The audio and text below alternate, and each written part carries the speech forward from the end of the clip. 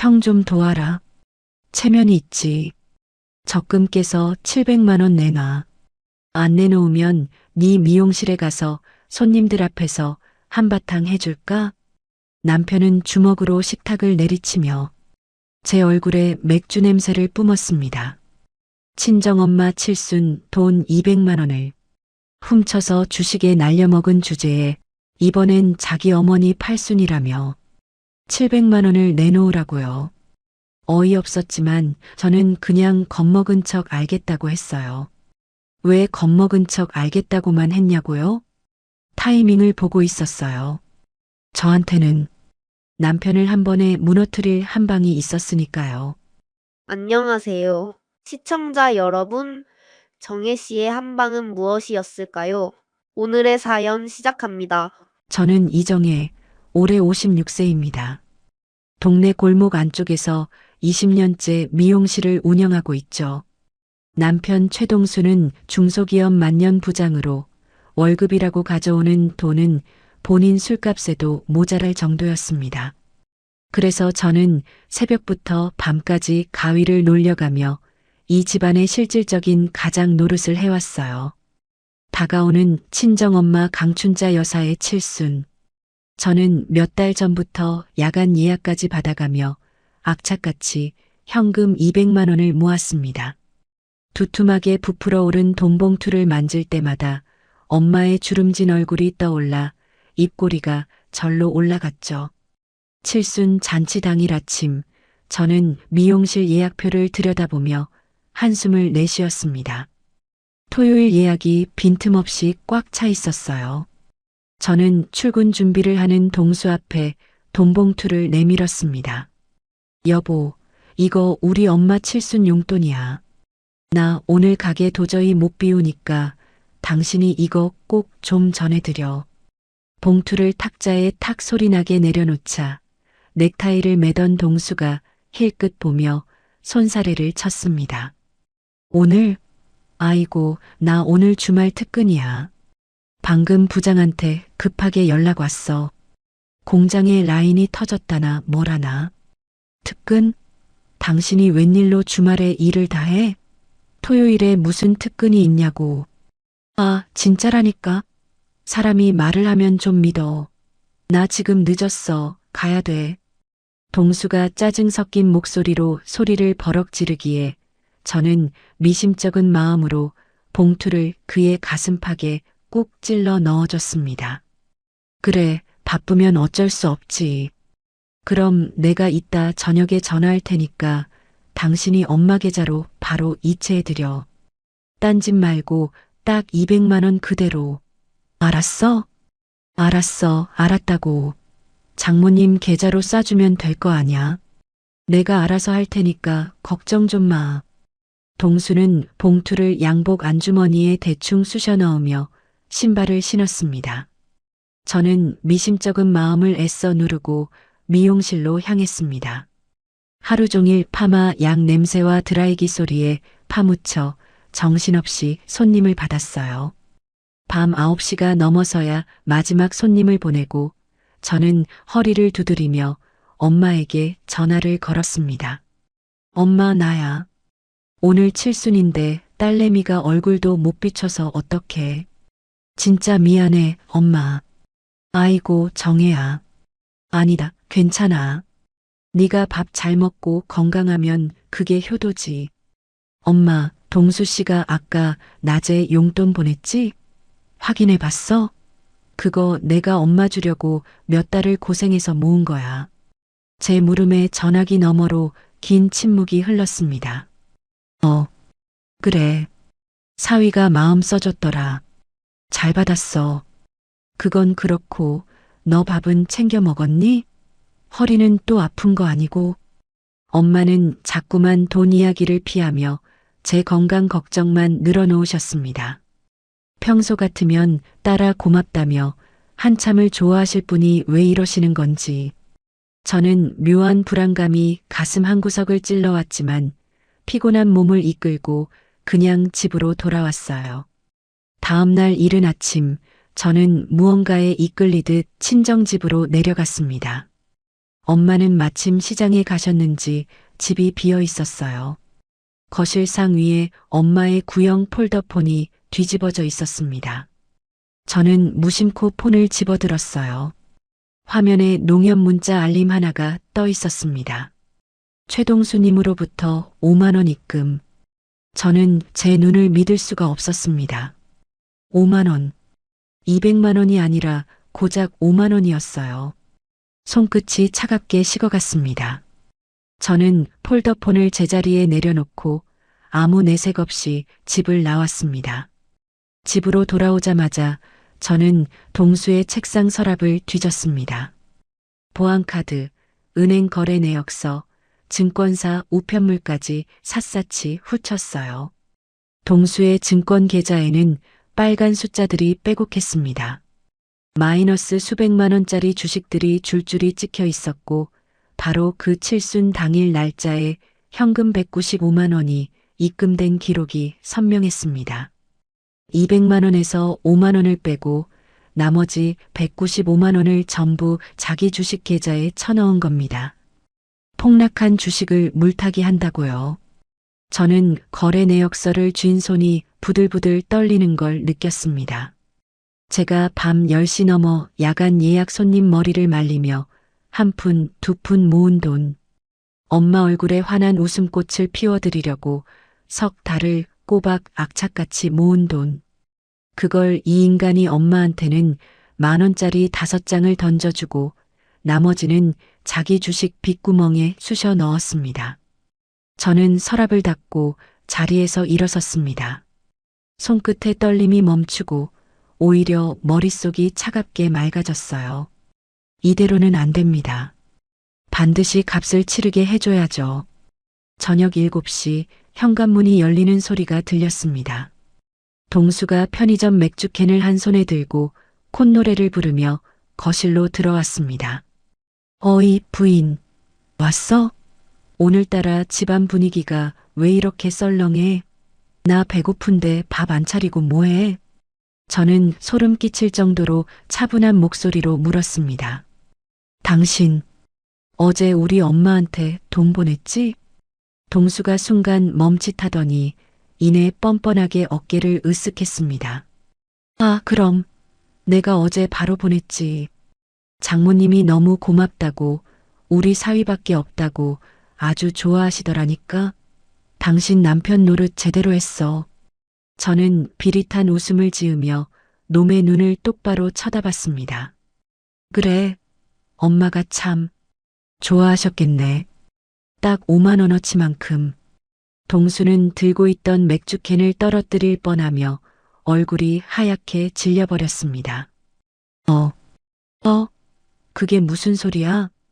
저는 식탁 위에 동수의 증권 계좌 거래 내역서를 펼쳐놓고 그 옆에 엄마 폴더폰에 5만 원 입금 문자를 찍은 사진을 나란히 올려두었습니다.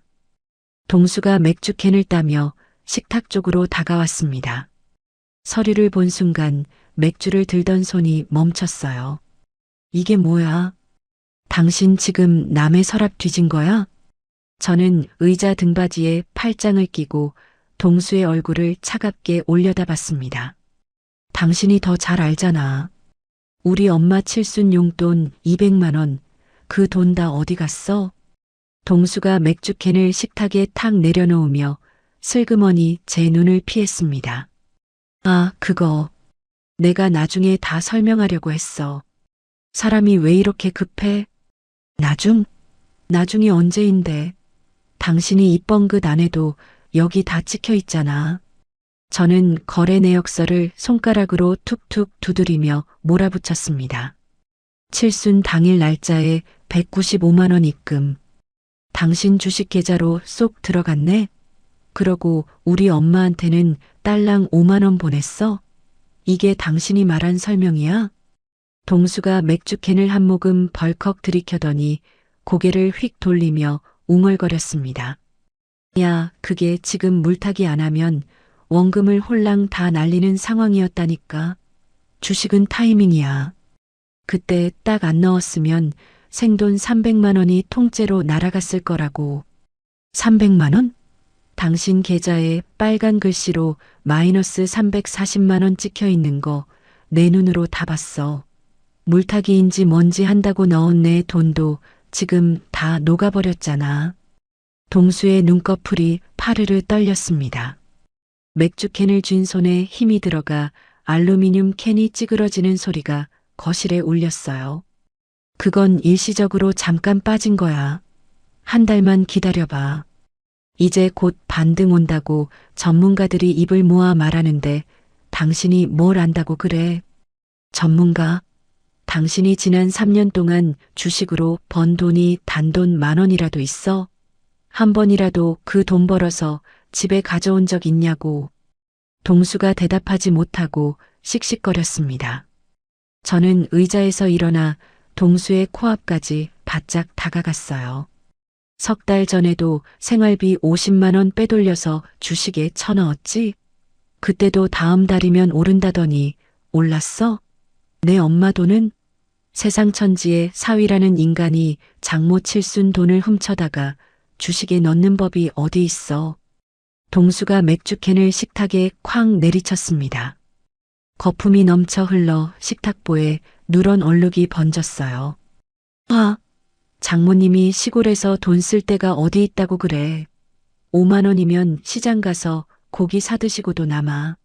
200만 원을 주나 5만 원을 주나 그 노인네가 뭘 안다고 당신이 난리야.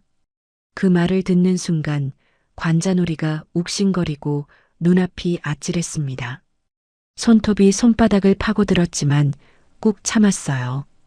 우리 엄마가 시골 노인네라 5만 원이면 충분해? 그럼 당신 어머니는? 당신 어머니는 시골 노인네 아니야? 야, 그건 얘기가 다르지. 우리 어머니는 뭐가 달라? 내 엄마는 5만 원짜리 인생이고 당신 엄마는 몇백만 원짜리 인생이라는 거야? 동수가 입을 꾹 다물었습니다. 궁지에 몰리면 늘 저랬죠. 눈알만 이리저리 굴리다가 말로 안 되면 화부터 내는 거요. 동수가 갑자기 주먹으로 식탁을 쾅 내리쳤습니다. 맥주캔이 쓰러지며 거품이 식탁 위로 칙 소리를 내며 흘러내렸습니다. 야, 됐어. 그 얘기는 끝난 걸로 해. 동수가 벌떡 일어서며 의자를 뒤로 휙 밀었습니다. 그리고 말 나온 김에 하나 더 말하자. 당신 다음 달 15일이 무슨 날인지 알지? 뭔데? 내가 당신 어머니 생신까지 외우고 살아야 해? 우리 어머니 팔순이야. 나 이번에 호텔 연회장 잡을 거야. 그것도 제일 좋은 5성급으로. 기가 차서 말이 안 나왔습니다. 방금까지 제 엄마 돈 훔쳐서 쩔쩔매던 인간이 이제 제 어머니 잔치 타령을 하고 있다니요. 친척들 싹 다 부르고 제대로 효도 한번 해드려야지. 삼촌, 고모, 이모네까지 한 명도 빠짐없이 다 오라고 할 거야. 그래서 그 돈은 어디서 나오는데? 동수가 검지손가락을 제 코앞에 들이대며 뻔뻔하게 말했습니다. 당신 주택 적금 있잖아. 그거 깨서 700만 원 내놔. 뭐라고? 당신 지금 제정신이야? 700만 원. 어머니 팔순 호텔 잔치 비용이라고. 내 엄마 돈 200만 원을 훔쳐다가 주식에 날려먹어 놓고 이제 내 적금까지 깨서 당신 어머니 잔치를 하라고? 당신 진짜 사람이야? 야, 그건 그거고 이건 이거지. 동수가 손바닥으로 허공을 쳐내며 소리를 빽 질렀습니다. 내가 이 집안 장남이야. 동생들 앞에서 친척들 앞에서 형이 초라하게 보이면 어떡하냐고. 나도 체면이 있고 위신이 있는 사람이야. 체면? 내 피 같은 돈으로 당신 체면을 세워달라고? 우리가 남이야? 부부잖아. 부부가 힘합쳐서 집안 큰일 치르는 게 뭐가 잘못이냐고. 부부라고요? 내 엄마한테는 5만 원 던져놓고 제 엄마한테는 700만 원을 쓰자는 게 부부입니까? 동수가 한 발짝 더 다가왔습니다. 역한 맥주 냄새가 제 얼굴에 확 끼쳤어요. 당신 만약에 돈 안 내놓으면 말이야. 동수의 목소리가 낮고 비열하게 가라앉았습니다. 내가 당신 미용실 쳐들어가서 손님들 보는 앞에 한바탕 난리 피워줘? 남편이 와서 돈 내놓으라고 고함 지르면 손님들이 참 좋아하겠다. 그치? 저는 동수의 핏줄 선 눈을 똑바로 마주봤습니다. 어디 동네방네 소문도 좀 내줄까? 이정의 미용실 원장이 밖에서는 천사인 척하면서 집에서는 남편 생활비도 안 주는 독한 년이라고 말이야. 그러면 단골들 싹 다 떨어져 나가겠지? 동수의 입꼬리가 비릿하게 올라갔습니다. 자기가 이겼다는 표정이었죠. 지난 20년 동안 늘 이런 식으로 저를 겁박해서 돈을 뜯어냈으니까요. 저는 동수의 눈을 들여다보며 속으로 차갑게 계산했습니다. 지금 여기서 싸워봐야 저만 손해입니다. 이 인간이 제일 목숨 거는 건 그놈의 장남 체면이죠. 그걸 가장 화려한 자리에서 박살 내줘야 합니다. 저는 일부러 어깨를 축 늘어뜨리며 고개를 숙였습니다. 알았어, 적금 깨서 줄게. 동수의 얼굴이 금세 환하게 밝아졌습니다. 주름진 이마가 펴지고 입이 귀걸이에 걸릴 듯 벌어지더군요. 그래, 진작 그렇게 나왔어야지. 어머니 팔순인데 장남 며느리가 당연히 해야 할 도리 아니야? 고마워, 여보. 동수는 아무 일도 없었다는 듯 제 어깨를 툭 치고 안방으로 쏙 들어갔습니다. 곧이어 안방에서 신이 난 동수의 목소리가 새어나왔습니다. 어머니, 저예요, 동수. 동시가 다들 들어라. 형이 이번에 5성급 호텔 연회장 싹 빌렸다. 어머니 팔순 잔치 끝내주게 할 거니까 다들 일정 비워놔. 저는 거실에 홀로 서서 식탁 위에 흩어진 맥주 거품과 구겨진 서류를 내려다봤습니다. 그래, 최동수. 5성급 호텔? 친척들 총출동?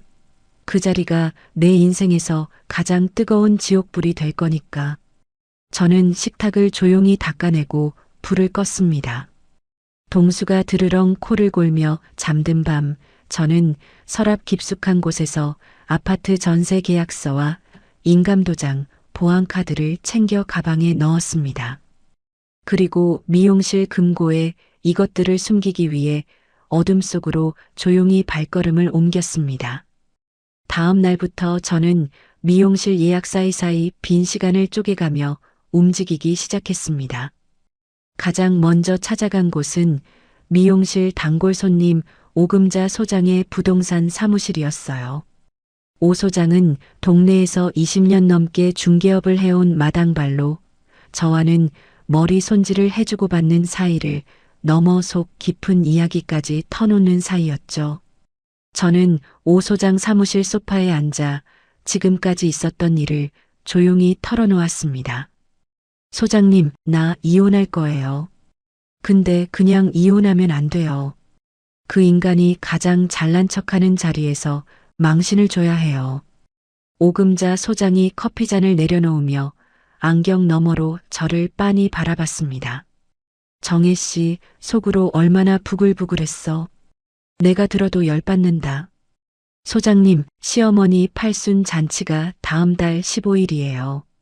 그날 아침에 전세 계약을 끝내고 보증금을 제 통장으로 받고 싶어요.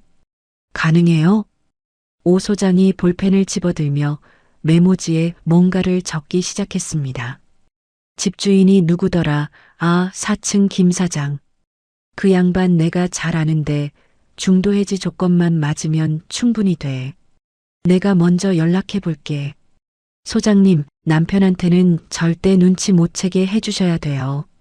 오 소장이 안경을 밀어 올리며 고개를 끄덕였습니다. 정혜 씨, 나 이 동네에서 얼마나 오래 했는데. 깔끔하게 처리해 줄게. 그 다음으로 저는 동네 법률사무소 문을 두드렸습니다. 변호사는 제 이야기를 듣더니 한 가지를 짚어줬어요. 부부 사이에서는 돈을 빼돌린 것만으로 형사고소가 어렵습니다. 대신 남편 월급 통장과 주식 계좌를 묶어버리는 방법이 있어요. 법원에 신청하면 됩니다. 저는 동수의 주식계좌 번호와 회사 정보를 변호사에게 넘겼습니다. 변호사가 서류를 정리하며 말했어요. 이혼 소장도 같이 준비할까요? 내 위자료까지 꼼꼼하게 넣어주세요. 제가 20년간 벌어서 그 집안에 들어간 돈 한 푼도 빠짐없이 받아내고 싶어요. 변호사가 펜을 돌리며 고개를 끄덕였습니다. 증거 자료 충분합니다. 강하게 가시죠. 저는 그날 저녁 미용실 문을 닫고 혼자 앉아 스마트폰을 꺼냈습니다. 동수 명의로 발급받아 동수가 들고 다니는 가족 카드 3장. 저는 카드사 앱에 하나씩 로그인해서 사용 정지 버튼이 어디 있는지 확인했어요. 버튼 하나만 누르면 바로 정지가 되는 것까지 테스트를 마쳤습니다. 이 모든 일이 진행되는 동안 동수는 아무것도 몰랐습니다. 매일 저녁 소파에 드러누워 시어머니 귀남과 통화하며 들떠 있었죠. 어머니, 뷔페 코스로 할까요? 아니면 한정식으로 할까요? 아, 친척 자석 배치는 제가 다 짜놨어요. 동수가 전화기에 대고 신나서 떠드는 소리가 안방까지 울렸습니다. 형수님 옆에 큰 고무 앉히면 안 돼요. 제가 다 신경 썼다니까요. 저는 거실에서 그 소리를 들으며 빨래를 개켰습니다. 아무렇지도 않은 얼굴로요. 낮에는 미용실 손님을 받고 밤에는 동수가 잠든 뒤 조용히 짐을 쌌습니다. 제 옷까지 귀중품, 아끼던 살림살이들을 조금씩 종이박스에 담아 테이프를 감았어요. 새벽 2시에 박스 하나씩을 차 트렁크에 싣고 친정 오빠의 빈 창고로 옮겼습니다. 일주일 동안 매일 밤 이 작업을 반복했죠. 동수는 눈치를 못 챘습니다. 옷장이 조금씩 비어가는 것도, 거실 장식장의 도자기가 사라진 것도요. 그 인간의 머릿속에는 오직 호텔 잔치뿐이었으니까요. 야, 700만 원 언제 뽑아? 호텔 계약금 넣어야 된다고. 동수가 양치질을 하다 말고 화장실에서 고개를 내밀며 물었습니다. 잔치 당일에 현금으로 드릴 거야. 어머니 체면이 있으니까 친척들 보는 앞에서 두툼한 봉투로 직접 드리는 게 낫잖아. 오, 그래. 그것도 괜찮네. 어머니가 좋아하시겠다. 동수가 만족스러운 얼굴로 양치를 마저 했습니다. 거울 속에 비친 동수의 흐뭇한 표정을 보며 저는 속으로 날짜를 세웠어요. 잔치 전날 밤이 왔습니다. 동수가 새로 산 맞춤 정장을 옷걸이에 걸어두고 일찍 잠자리에 들었어요. 저는 동수의 코 고는 소리를 확인한 뒤 조용히 서랍에서 갈색 서류 봉투를 꺼냈습니다. 봉투 안에 먼저 5만 원짜리 지폐 한 장을 넣었습니다. 그 위에 법원에서 받아온 급여 가압류 결정문을 올렸어요. 마지막으로 변호사의 직인이 찍힌 이혼 소장 사본을 차곡차곡 포겠습니다. 봉투를 손으로 눌러보니 묵직했습니다. 현금 700만 원이 들어있는 것처럼 두툼한 두께였어요. 저는 봉투 겉면을 손바닥으로 쓸어내리며 입꼬리를 올렸습니다. 내일이면 끝입니다. 팔순 잔치 당일 아침, 동수가 욕실에서 헤어 왁스를 바르며 거울 앞에서 이리저리 머리를 넘기고 있었습니다. 야, 나 먼저 호텔 가서 친척들 맞이하고 있을게. 너도 빨리 와. 동수가 새 정장 소매를 잡아당기며 현관에서 구두를 신었습니다. 반짝반짝 광이 나는 구두 위로 새까만 양복 바짓단이 내려왔어요. 알았어, 나도 준비하고 갈게. 저는 부엌에서 컵을 닦으며 담담하게 대답했습니다. 동수가 콧노래를 흥얼거리며 현관문을 나서는 뒷모습을 지켜봤어요. 문이 닫히자마자 저는 스마트폰을 꺼내 미리 예약해둔 이삿짐 센터에 전화를 걸었습니다. 네, 오늘 아침 약속한 이정혜입니다. 지금 오셔도 돼요. 30분 뒤 작업복을 입은 남자 셋이 현관 앞에 도착했습니다. 저는 집 안 곳곳에 남아있던 제 짐들을 가리키며 말했어요. 여기 있는 거 전부 다 빼주세요. 가전제품도요. 남자들이 능숙하게 박스를 나르고 냉장고와 세탁기를 끌어냈습니다.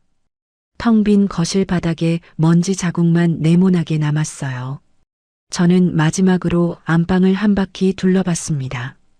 동수의 양복 몇 벌과 속옷 서랍만 덩그러니 남아 있었죠. 이삿짐 트럭이 떠나자마자 저는 집주인 김 사장에게 전화를 걸었습니다. 사장님, 오금자. 소장님한테 말씀 들으셨죠? 오늘 정리하기로 한 건. 아, 네네. 보증금 지금 바로 보내드릴게요. 계좌 확인해 보세요. 잠시 뒤 제 통장에 전세 보증금이 찍혔습니다. 저는 현관문 도어락 비밀번호를 3번으로 바꾸고 대문을 잠그고 나왔어요. 차에 올라타 백미러로 아파트 건물을 한번 올려다봤습니다. 20년을 살았던 집이었지만 미련은 없었어요. 저는 미리 준비해둔 옷으로 갈아입었습니다. 검은색 원피스에 단정한 재킷을 걸치고 어젯밤 준비해둔 갈색 서류 봉투를 조수석에서 집어들었어요. 묵직한 무게가 손바닥에 실렸습니다. 호텔 주차장에 차를 세웠을 때 시계는 낮 12시 반을 가리키고 있었습니다. 로비를 지나 연회장 입구에 다다르니 안쪽에서 웅성거리는 소리와 함께 은은한 피아노 연주가 흘러나왔어요. 문을 열고 안으로 들어섰습니다. 천장에 커다란 샹들리에 아래로 둥근 테이블 10개가 하얀 식탁보를 덮고 늘어서 있었고 양복과 한복 차림의 친척들이 삼삼오오 모여 앉아 있었어요. 그 한가운데에 동수가 서 있었습니다. 새 정장의 단추를 하나만 잠그고 한 손을 주머니에 찔러 넣은 채 큰 소리로 떠들고 있었죠. 제가 이번에 크게 한턱 쏘는 겁니다. 어머니 팔순인데 장남이 해야죠. 시어머니 귀남은 금색 자수가 놓인 한복을 차려입고 상석에 앉아 있었습니다. 옆에 앉은 친척 아줌마의 손을 잡으며 입을 열었어요. 우리 동수가 효자야, 효자. 며느리는 뭐 맨날 미용실만 붙어 있지. 이런 건 다 우리 아들이 알아서 하는 거라고. 저는 연회장 뒤쪽에 서서 그 광경을 지켜봤습니다. 봉투를 쥔 손에 힘을 줬어요. 동수가 저를 발견했습니다. 큰 헛기침을 하더니 친척들의 시선을 끌며 소리쳤어요. 왔어? 다들 우리 집사람이에요. 자, 봉투 가져왔지? 친척들의 눈이 일제히 제 손에 들린 두툼한 갈색 봉투를 향했습니다. 시어머니 귀남이 자리에서 반쯤 일어나며 탐스러운 눈빛으로 손을 내밀었어요. 어머, 며느리 이리 와. 어서 줘봐. 저는 천천히 연회장 중앙을 향해 걸어갔습니다. 구두굽이 대리석 바닥을 또각또각 울렸어요. 동수 앞에 멈춰 섰습니다. 동수가 의기양양한 얼굴로 웃으며 봉투를 받으려고 손을 뻗었어요. 그 순간 저는 스마트폰을 꺼내 카드사 앱을 열었습니다. 가족카드 3장의 사용 정지 버튼을 하나, 둘, 셋 연달아 눌렀어요. 그리고 두툼한 갈색 봉투를 동수의 얼굴을 향해 있는 힘껏 내던졌습니다. 퍽! 둔탁한 소리와 함께 봉투가 동수의 코와 입을 강타하고 식탁 위로 떨어졌습니다. 충격에 봉투 입구가 터지며 안에 있던 것들이 하얀 식탁보 위로 쏟아져 내렸어요. 5만 원짜리 지폐 한 장, 법원 직인이 찍힌 가압류 결정문, 변호사 도장이 선명한 이혼 소장, 연회장이 쥐 죽은 듯 고요해졌습니다. 피아노 자동 연주만 허공에 둥둥 떠돌았어요. 동수의 얼굴이 하얗게 질려갔습니다. 식탁 위에 흩어진 서류들을 내려다보는 동수의 눈동자가 좌우로 빠르게 흔들렸어요. 시어머니 귀남은 손을 내밀다 만자세 그대로 굳어버렸습니다. 연회장 안이 쥐 죽은 듯 고요해졌어요. 피아노 자동 연주만 천장에 둥둥 떠돌았습니다. 저는 한 발짝도 물러서지 않고 동수의 눈을 똑바로 쏘아봤습니다. 최동수, 거기 식탁 위에 5만 원짜리 보여? 그거 당신이 우리 엄마 칠순에 보낸 돈이야. 제 목소리가 연회장 구석구석까지 울려 퍼졌습니다. 친척들이 숟가락을 내려놓고 일제히 고개를 돌렸어요. 뭔 소리야? 야, 여기에서 이러지 마. 동수가 떨리는 손으로 식탁 위에 5만 원짜리 지폐를 집어들며 낮은 목소리로 말했습니다. 사람들 보는 데서 이게 뭐 하는 짓이야? 사람들 보는 데서? 당신이 사람들 보는 데서 큰 소리 뻥뻥 치고 싶다며. 장남 체면 세우고 싶다며. 그래, 다 들으라고 하는 거야. 저는 친척들을 향해 천천히 몸을 돌리며 또박또박 말했습니다. 여기 계신 분들 다 들으세요. 한 달 전에 제 친정엄마 칠순이었어요. 저는 미용실에서 석 달을 밤잠 줄여가며 200만 원을 모았습니다. 엄마 칠순 용돈으로요. 테이블마다 앉아있던 친척들의 시선이 저에게 집중됐어요. 누군가 물잔을 내려놓는 소리가 났습니다.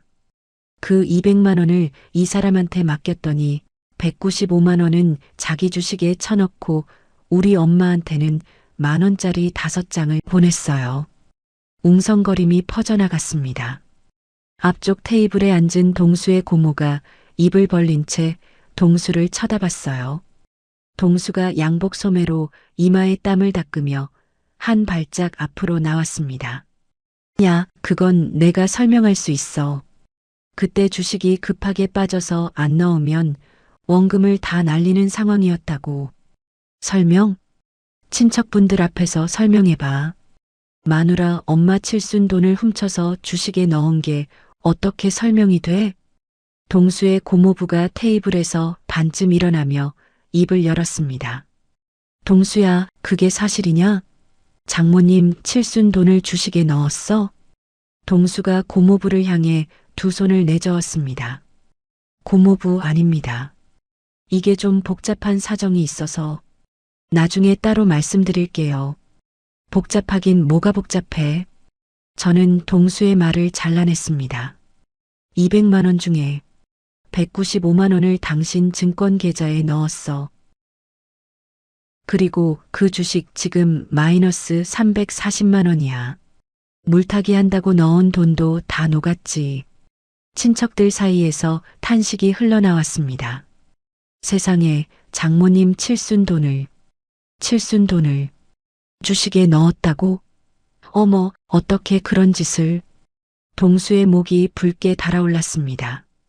양복깃을 잡아당기며 숨을 몰아쉬는 게 보였어요. 그리고 하나 더 말할게요. 저는 연회장 전체를 둘러보며 목소리를 높였습니다. 오늘 이 화려한 5성급 호텔 잔치, 이것도 다 제 돈이에요. 이 사람이 제 적금을 깨서 700만 원을 내놓으라고 한 거예요. 그게 뭐 어때서 장남이 어머니 잔치를 하겠다는데. 동수가 이를 악물며 대꾸했습니다. 장남?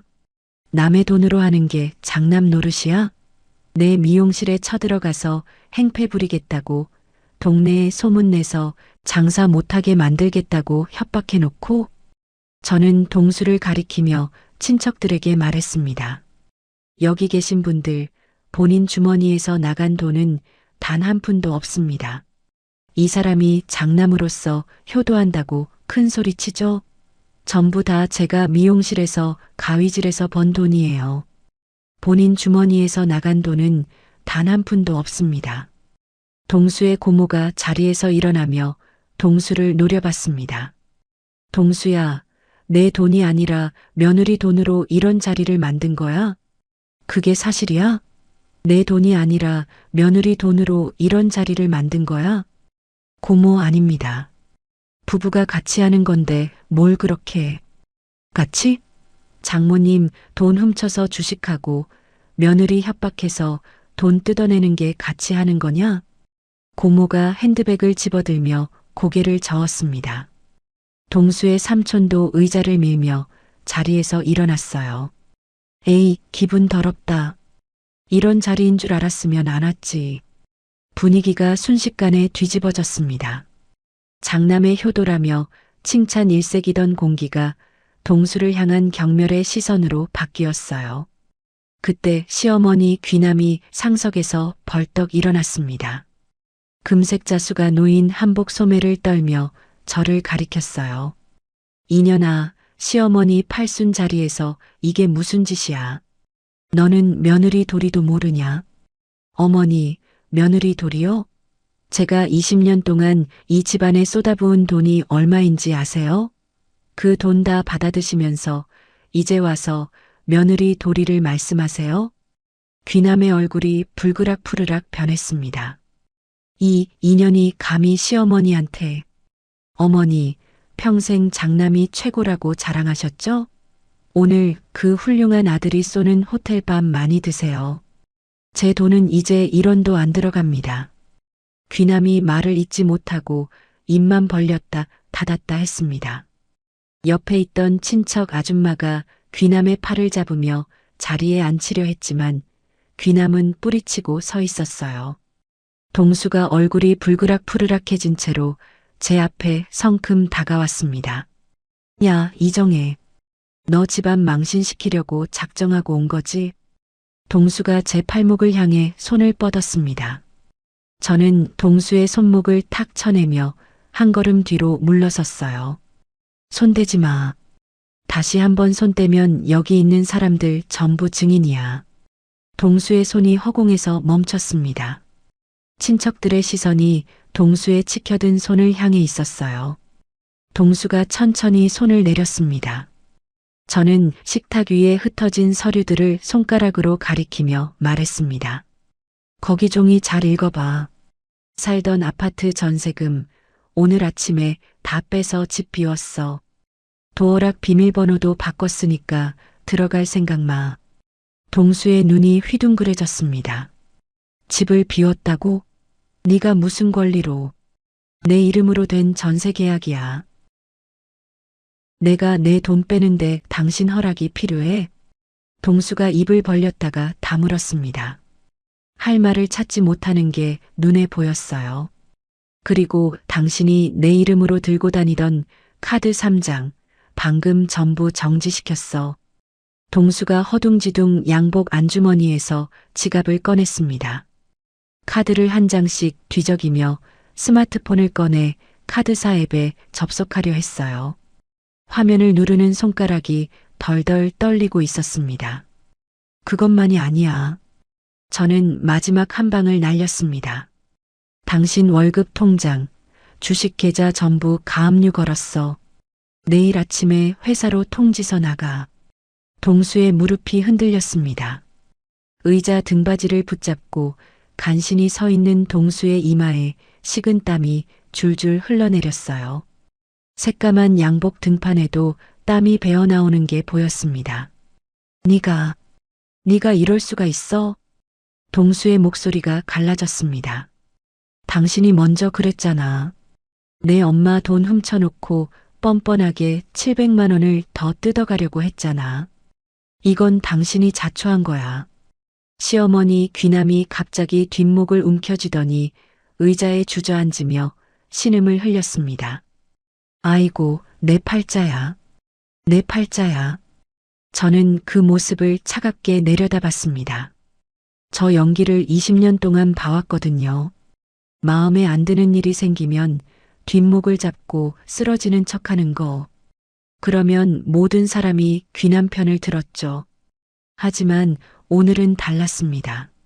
친척들은 귀남을 부축하러 가지 않았어요. 오히려 하나둘씩 자리에서 일어나 핸드백과 외투를 챙기기 시작했습니다. 저는 연회장 한쪽 구석에서 상황을 멍하니 지켜보고 있는 시동생 동식에게 시선을 옮겼어요. 동식이 제 눈과 마주치자 고개를 확 돌리며 몸을 움츠렸습니다. 동식 씨, 형 카드 다 막혔으니까 오늘 여기 밥값 700만 원은 동식 씨가 내야겠네요. 동식의 얼굴이 누렇게 떴습니다. 입을 벌렸다 닫았다 하며 아무 말도 못했어요. 두 손을 주머니에 찔러 넣고 시선을 바닥에 고정한 채 벽 쪽으로 한 걸음 물러섰습니다. 저는 더 이상 이 자리에 남아있을 이유가 없었습니다. 핸드백 끈을 어깨에 걸치고 몸을 돌렸어요. 다들 맛있게 드세요. 누가 내실지는 모르겠지만 동수가 뒤에서 뭐라고 소리쳤습니다. 야, 이정혜. 너 이러고 끝날 줄 알아? 저는 뒤돌아보지 않았어요. 연회장 문을 밀고 나서며 구두 굽소리를 또각또각 울렸습니다. 호텔 회전문을 밀고 바깥으로 나서는 순간 5월 햇살이 얼굴에 쏟아졌습니다. 가슴속에 꽉 막혀있던 돌덩이가 톡하고 빠져나간 것 같았어요. 20년 동안 목 위까지 차올랐던 그 답답함이 한꺼번에 쏟아져 내려갔습니다. 저는 주차장으로 걸어가며 핸드백 속 스마트폰이 진동하는 걸 느꼈습니다. 오금자 소장이었어요. 정혜 씨, 나 지금 호텔 로비에 있어. 상황 문자로 보내줄게. 저는 차 문을 열고 운전석에 앉아 오 소장의 문자를 기다렸습니다. 잠시 뒤 문자가 도착했어요. 동수 씨 카드 전부 승인 거절. 지금 호텔 지배인이랑 실랑이 중. 저는 스마트폰 화면을 내려다보며 웃음이 터져 나왔습니다. 시원했어요. 오 소장의 문자가 계속 이어졌습니다. 동수 씨 개인 카드도 전부 한도 초과로 거절. 지금 얼굴이 벌겋게 됐어. 친척들 하나둘씩 슬슬 자리 뜨기 시작함. 저는 차 안에서 문자를 읽으며 조수석에 등을 기댔습니다. 에어컨 바람이 달아오른 볼을 식혀줬어요. 5분 뒤 또 문자가 왔습니다. 동식 씨한테 카드 좀 긁으라고 사정하는데 동식 씨 화장실 간다고 하더니 그대로 로비로 나옴. 도망친 거 맞음. 저는 피식 웃음이 새어나왔습니다. 그러고도 한참이 지나 또 한 통이 왔어요. 호텔 직원이 경찰 부르겠다고 함. 시어머니 갑자기 벌떡 일어나서 손목에서 뭔가 빼는 중. 저는 그 문자를 읽고 고개를 끄덕였습니다. 예상했던 대로였어요. 연회장 안에서는 지금쯤 이런 일이 벌어지고 있을 겁니다. 동수가 포스기 앞에서 카드를 내밀었을 때 화면에 승인 거절 문구가 떴겠죠. 1장, 2장, 3장. 전부 같은 결과였을 거예요. 동수가 동식의 소매를 붙잡으며 말했을 겁니다. 야, 동식아. 카드 한 장만 빌려줘. 동식이 형의 손을 슬쩍 떼어내며 형, 나 화장실 좀. 배가 갑자기 연회장 문을 빠져나가 그대로 호텔 밖으로 사라졌을 겁니다. 평생 형 돈으로 밥 얻어먹던 동식이 정작 형이 손을 내밀자 도망치는 꼴이라니. 호텔 지배인이 검은 양복을 빼입고 동수 앞에 다가왔을 거예요. 정중하지만 단호한 목소리로 손님 결제가 되지 않으면 저희도 조치를 취해야 합니다. 경찰에 연락드릴까요? 그 말에 뒷목을 잡고 의자에 주저앉아 있던 시어머니 귀남이 벌떡 일어났겠죠. 평생 장남 뒤에 숨어서 며느리 돈으로 호의호식하던 귀남이 이번에는 자기 몸에서 뭔가를 내놓아야 했을 겁니다. 귀남의 떨리는 손이 왼쪽 손목의 숭금 팔찌를 더듬었을 거예요. 10년 전 칠순 때 친척들에게 받은 자랑스럽게 차고 다니던 그 팔찌. 오른손 약지에서 금반지도 빼야 했겠죠. 이거면 되겠소? 나중에 꼭 찾으러 올 테니까. 시어머니가 금팔찌랑 반지 빼서 호텔에 맡김. 귀남이 덜덜 떠는 손으로 금부치를 호텔 직원에게 내밀었을 겁니다. 장남이 쏜다던 5성급 호텔 팔순 잔치가 늙은 어머니의 금팔찌와 금반지를 담보로 잡히는 것으로 끝이 난 거죠. 오 소장에게서 마지막 문자가 왔습니다. 시어머니가 금팔찌랑 반지 빼서 호텔에 맡김. 호텔에 맡김. 동수 씨 고개를 못 들고 있음. 친척들 전부 빠짐. 지금 연회장에 셋만 남았어. 동수, 시어머니, 동수, 시어머니, 호텔 직원. 두 눈을 감았습니다. 깊은 숨을 한번 들이쉬었어요. 끝났습니다. 20년 동안 장남 체면 세워준다고 제 등골을 빼먹던 그 인간. 5만 원으로 장모 칠순을 때우고 700만 원짜리 허세를 부리려던 그 인간. 친척들 앞에서 큰 소리 뻥뻥 치던 그 뻔뻔한 입이 이제는 카드 한 장 긁지 못하고 늙은 어머니 금부치를 호텔에 잡히는 걸 두 눈으로 봐야 했겠죠. 저는 시동을 걸고 호텔 주차장을 빠져나왔습니다. 핸들을 잡은 손이 가벼웠어요. 20년 만에 처음으로 어깨가 이렇게 가벼웠습니다. 내비게이션에 새 주소를 찍었습니다. 어제 계약을 마친 아담한 오피스텔. 제 이름으로 만든 오롯이 저만의 공간이에요. 차가 호텔을 벗어나 큰 길로 접어들 때 백미러 속으로 호텔 건물이 점점 작아져 갔습니다. 저는 백미러에서 눈을 떼고 앞만 바라봤어요. 오피스텔에 도착해서 현관문을 열었습니다. 텅 빈 거실에 오후 햇살이 비스듬히 들어와 마루를 따뜻하게 데우고 있었어요. 저는 신발을 벗고 맨발로 마루 위에 섰습니다. 조용했습니다. 동수의 코 고는 소리도 시어머니한테 전화하며 떠드는 소리도 없었어요. 그저 창밖에서 새소리만 들려왔습니다. 저는 거실 한가운데 털썩 주저앉아 두 다리를 쭉 뻗었습니다. 천장을 올려다보며 이정혜 수고했다. 스마트폰에 동수의 부재중 전화가 47통 찍혀 있었지만 저는 화면을 꺼버리고 눈을 감았습니다. 그 다음 날 아침 저는 오피스텔에서 눈을 떴습니다. 창문 사이로 들어오는 햇살이 눈부셨어요. 아무도 깨우지 않아도 되고 아무에게도 밥을 차려줄 필요가 없는 아침이었습니다. 저는 세수를 하고 미용실로 출근했어요. 밀린 예약 손님들이 기다리고 있었거든요. 오전 첫 손님의 머리를 감기고 있을 때 오금자 소장이 미용실 문을 열고 들어왔습니다. 소장이 대기 의자에 앉으며 선글라스를 벗었어요. 정혜 씨, 어젯밤에 동수 씨 아파트 갔다가 난리 쳤대. 난리요?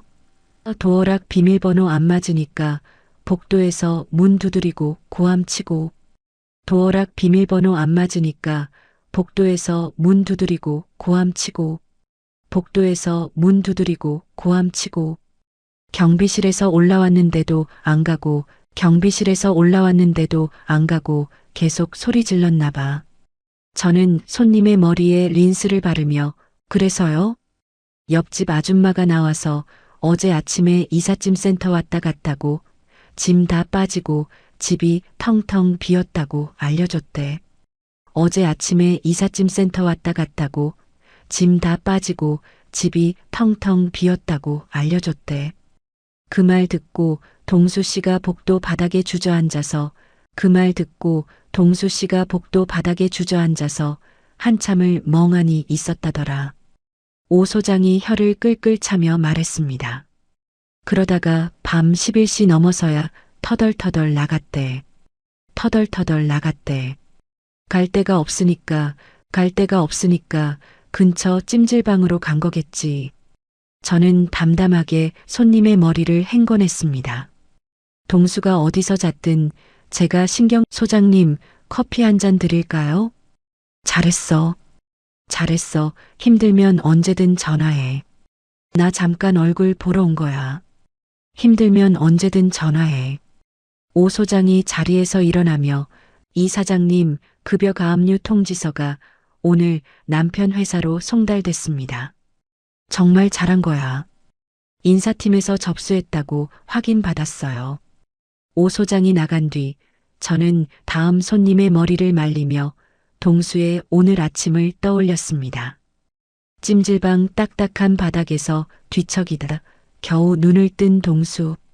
어제 호텔에서 입고 있던 새 정장은 구깃구깃하게 구겨져 있었겠죠. 세수도 제대로 못하고 면도도 못한 채로 회사에 출근했을 겁니다. 오후 2시쯤 변호사에게서 전화가 왔습니다. 그럼 이번 달 월급부터 묶이는 거죠? 오늘 남편 회사로 송달됐습니다. 네, 맞습니다. 네, 맞습니다. 본인 손에는 최저 생계비 외에는 한 푼도 안 갑니다. 본인 손에는 최저 생계비 외에는 한 푼도 안 갑니다. 법원 결정 금액만큼 회사에서 직접 공탁하게 됩니다. 본인 손에는 최저 생계비 외에는 감사합니다. 최동수 부장님, 인사팀에서 잠깐 오시랍니다. 저는 전화를 끊고 가위를 다시 집어들었습니다. 동수는 그 시각 인사팀에 불려갔을 거예요. 점심을 먹고 자리에 앉자마자 내선 전화가 울렸겠죠. 최동수 부장님, 인사팀에서 잠깐 오시랍니다.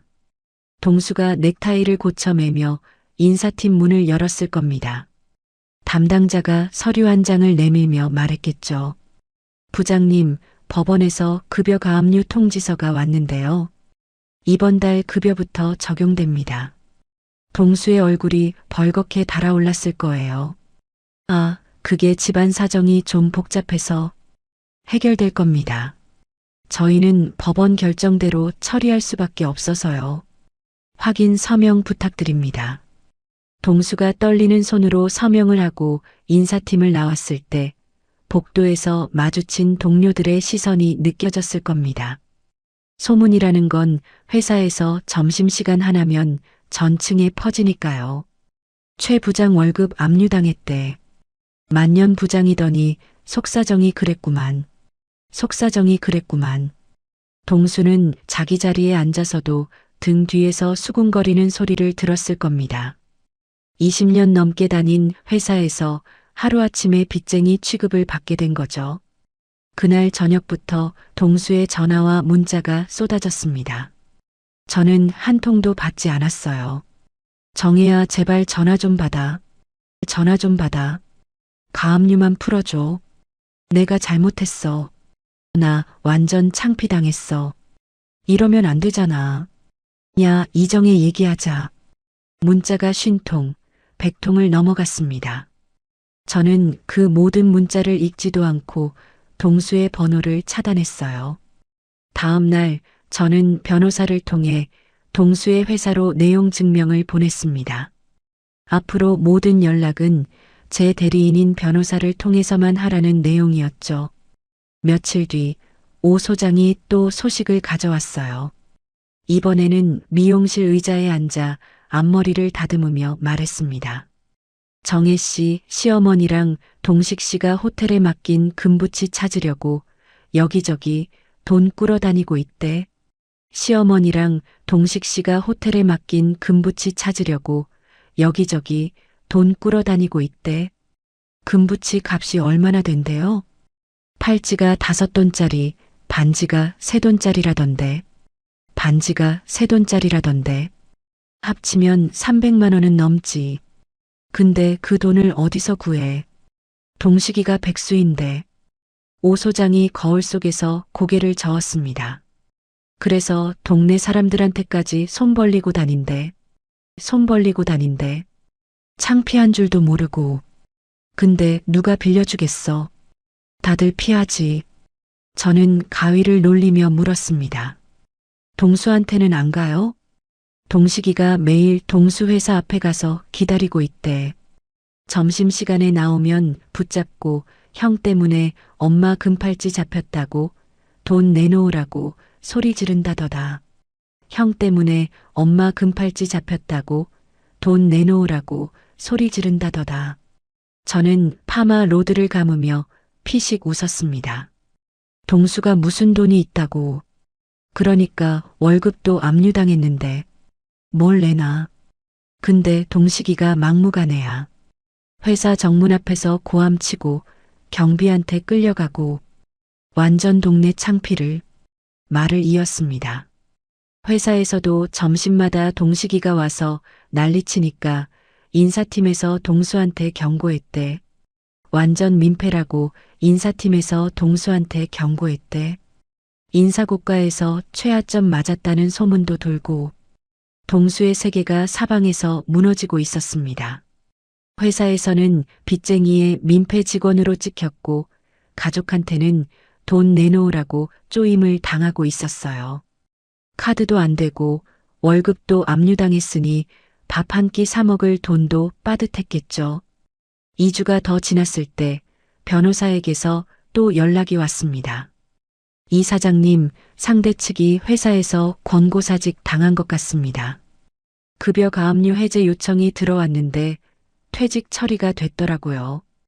퇴사했어요? 네. 회사에서 가정사로 계속 소란이 일어나니까 더 이상 못 버틴 거죠.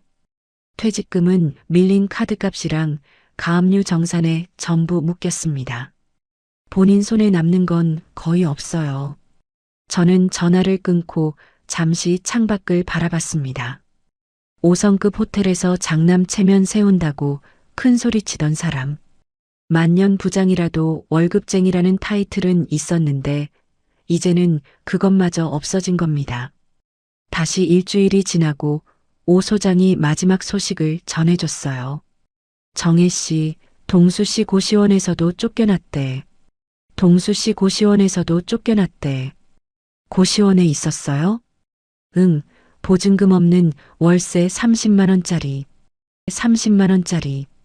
근데 그것도 2달 밀려서 나가라고 통보받은 거지. 결국 시어머니 귀남 씨 집으로 들어갔대. 귀남 어머니 집으로요? 근데 거기도 전쟁터래. 동식이가 이미 붙어 살고 있잖아. 거기에 동수까지 들어가니까 좁은 빌라에서 셋이 매일 밤 고함치고 싸운대. 좁은 빌라에서 셋이 매일 밤 고함치고 싸운대. 오 소장이 한숨을 쉬며 안경을 닦았습니다. 귀남 어머니가 동수한테 니 때문에 내 금팔찌 날아갔다고 이 못난 놈아 하면서 소리 지르고 때문에 내 금팔찌 날아갔다고 이 못난 놈아 하면서 소리 지르고 동식이는 동식이대로 형한테 돈 내놓으라고 멱살 잡고 옆집에서 밤마다 경찰 부른대. 저는 수건을 개키며 조용히 고개를 끄덕였습니다. 그 집안이 원래 그런 거였죠. 제 돈으로 틀어막고 있으니까 안 보였던 거예요. 안 보였던 거예요. 맞아. 정혜 씨 돈줄 끊기니까 바로 민낯이 드러난 거지. 서로 물어뜯는 거 보면 원래부터 정 같은 건 없었던 거야. 원래부터 정 같은 건 없었던 거야. 오 소장이 거울 속에서 혀를 끌끌 찼습니다. 동네 사람들도 시댁 식구들 이야기를 안주거리로 삼았어요. 700만 원짜리 호텔 잔치 벌이려다가 며느리한테 쫓겨나고 늙은 어머니 금부치까지 털린 집안. 한때 장남 노릇한다고 큰 소리치던 동수는 이제 동네에서 얼굴을 들고 다닐 수도 없는 처지가 됐습니다. 저는 그런 소식에 더 이상 감정이 흔들리지 않았어요. 그저 제 일상을 하나씩 쌓아 올리는데 집중했습니다. 미용실 마지막 손님을 보내고 정리를 마친 저녁, 저는 의자에 앉아 이번 달 매출 장부를 펼쳤습니다. 제 통장에 찍히는 돈은 온전히 제 것이었어요. 누구의 주식 구멍을 메울 필요도, 누구의 체면값을 치를 필요도 없었습니다. 저는 장부를 덮고 미용실 불을 껐습니다. 셔터를 내리며 밤하늘을 올려다봤어요. 내일도 아침에 일어나 가게 문을 열고 손님의 머리를 만지고 저녁에 문을 닫겠죠. 평범한 하루가 이렇게 소중한 줄 처음 알았습니다. 이혼 소송이 시작되고 석 달이 흘렀습니다. 변호사에게서 전화가 왔어요. 이 사장님, 상대 측이 조정 이혼에 동의했습니다. 상대 측이 조정 이혼에 동의했습니다.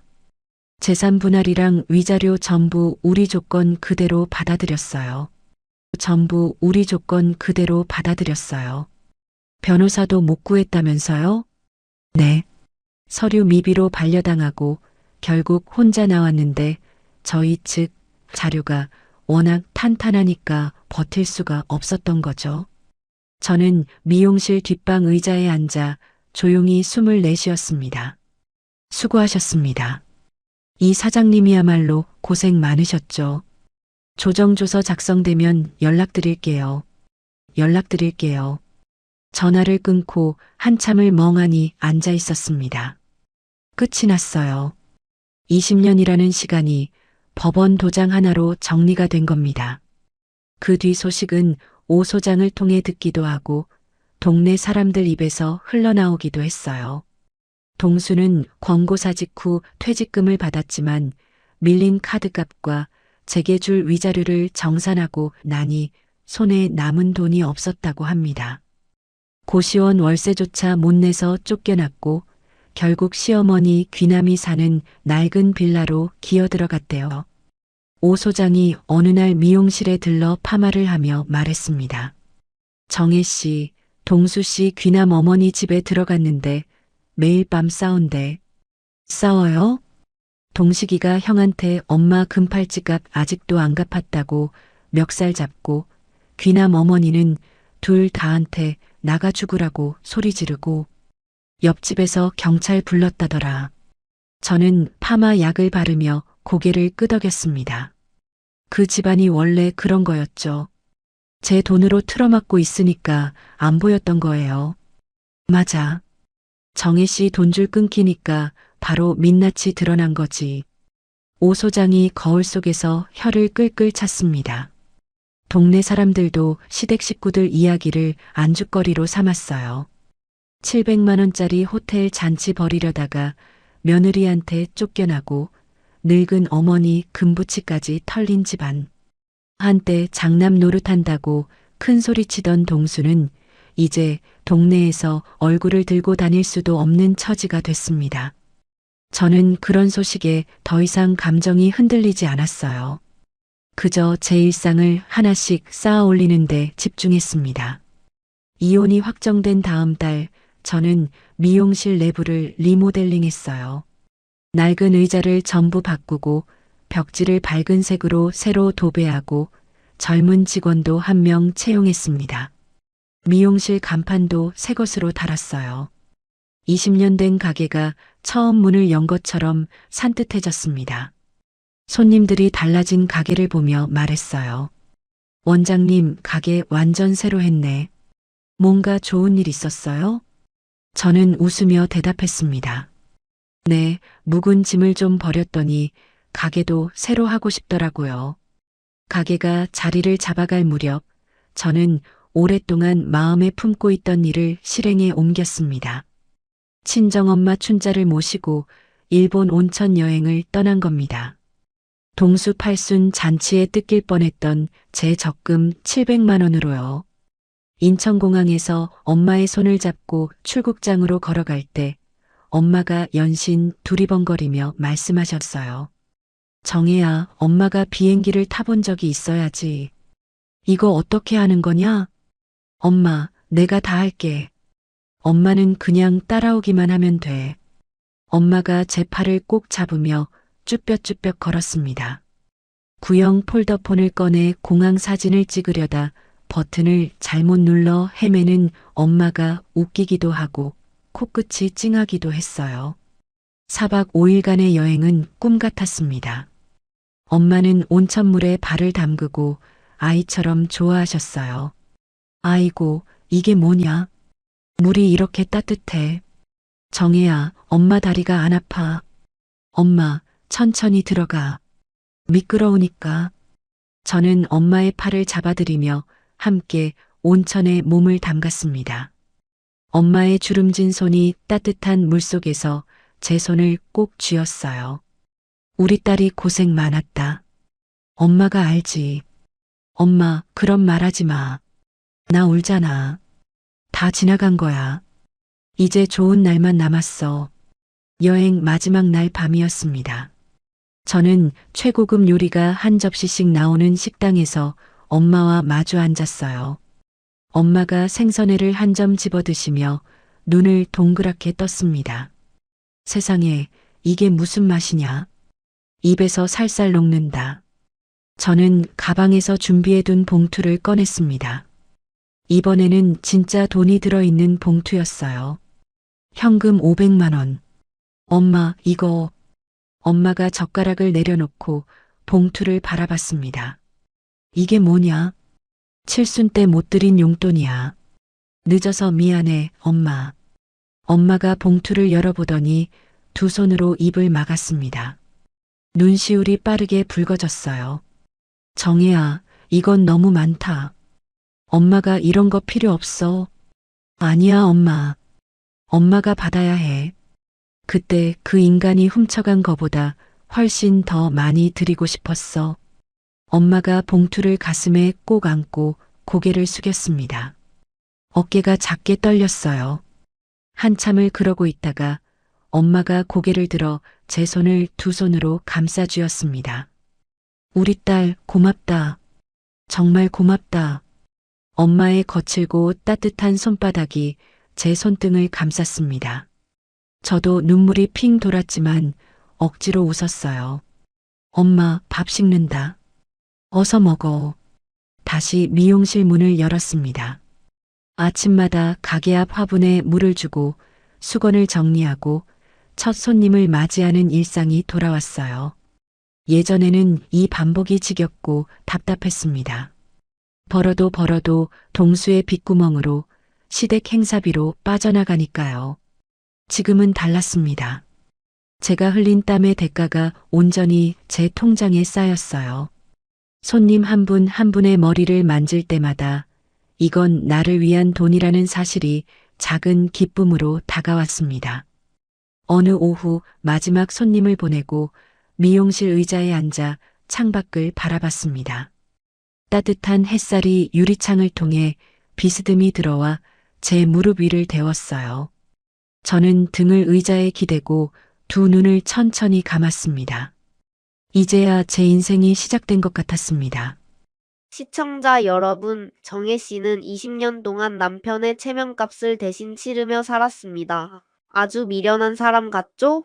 자기 돈으로 장남 노릇을 시켜주고 자신의 땀으로 시댁 잔치를 벌여주고 잠을 줄여가며 그 집안의 빈 곳을 메웠어요. 그런데 돌아온 건 감사가 아니고 더 내놓으라는 기대뿐이었죠. 참을수록 그 사람들은 더 뻔뻔해지고 숨을수록 그 사람들의 손은 더 깊이 들어오더라고요.